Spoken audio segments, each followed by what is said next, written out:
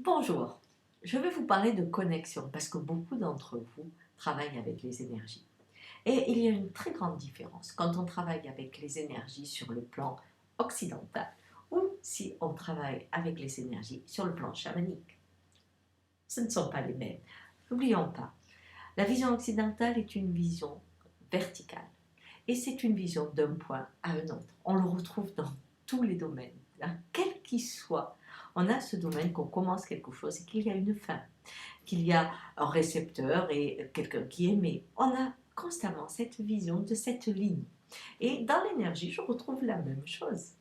On ne peut pas s'empêcher de posséder les choses. C'est vraiment un conditionnement de commerçant, j'arrête pas de le dire, mais au-delà de ça, vous allez dans la ville et vous regardez dans les magasins des objets et vous allez dire oh ça irait bien chez ma voisine ou ça irait bien pour nous.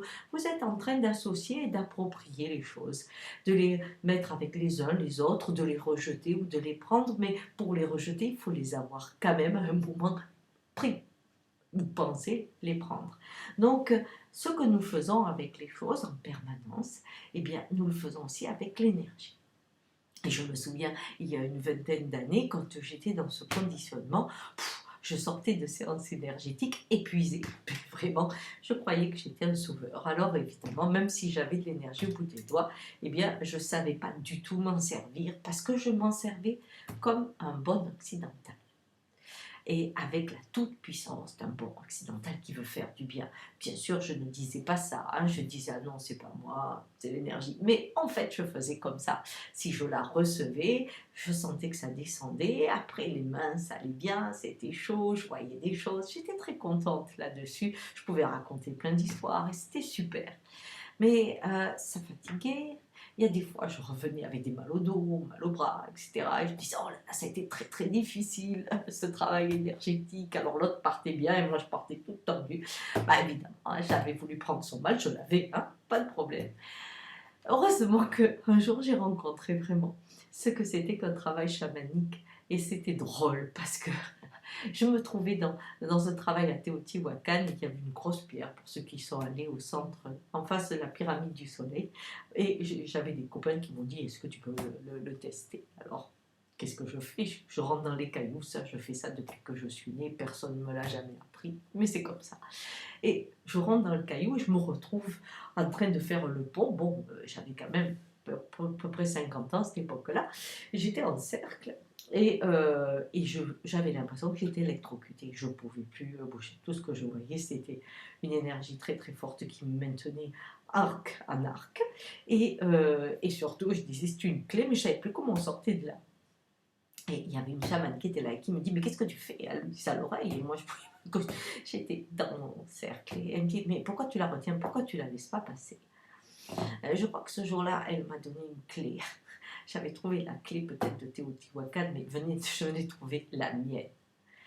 Et j'ai commencé à expérimenter l'énergie qu'on laisse passer.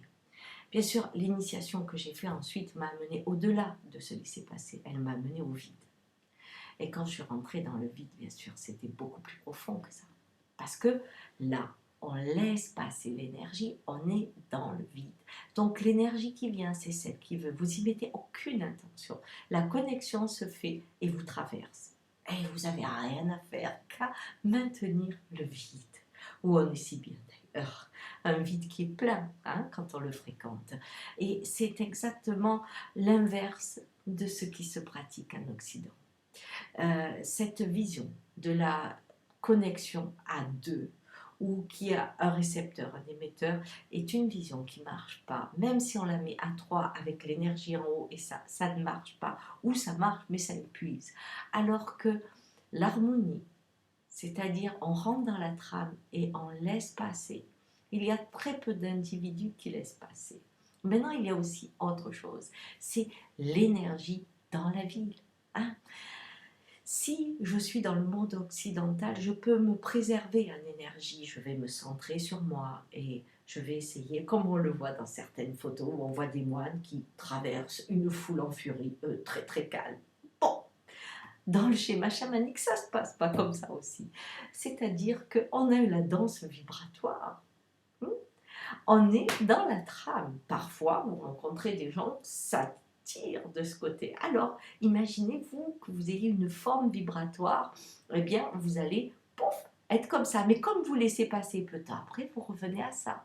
Et puis, vous pouvez arriver à être une énergie qui est en triangle, qui est avec plein de pics, qui est avec des ronds, qui s'allonge. Toutes les formes, toutes les expressions. En fait, quand vous traversez, eh bien, sur le plan énergétique, vous laissez votre corps faire comme quand on est un végétal. C'est-à-dire, vous rentrez dans la médecine de la toute petite fougère où dès qu'on la touche, elle fait ça, des arbres qui se laissent porter par le vent, vous vous laissez sculpter dans un mouvement perpétuel. C'est-à-dire, rien n'est fixe. C'est à nouveau autre chose. C'est une danse vibratoire. Et j'adore enseigner ça parce que c'est tellement plus léger. On n'est euh, pas des super-héros, mais dès qu'on devient ordinaire, qu'est-ce que c'est extraordinaire parce que la vie passe. Et c'est un vrai cadeau. Au revoir.